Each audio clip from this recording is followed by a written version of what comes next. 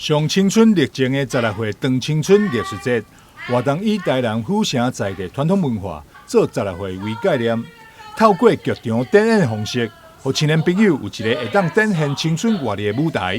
今年的剧场演出是以富裕开根号为主题，演出属于年轻世代自由灵魂的人生风景。16岁正青春是台南市在暑假期间给年轻人的一个最青春的一个舞台。那16岁正青春艺术节，其实这几年来在台积电的协助之下，其实我们提供了一个所谓的看戏、做戏、扮戏这样子的一个活动，让年轻人可以从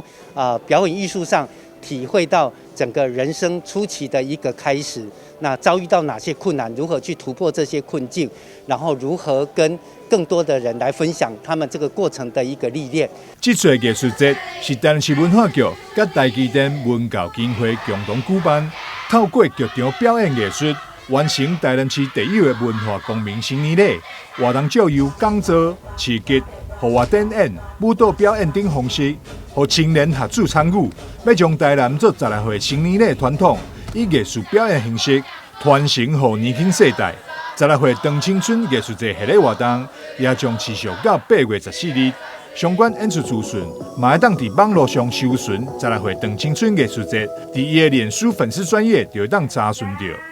台南新闻江硕为杨顺怀采访报道。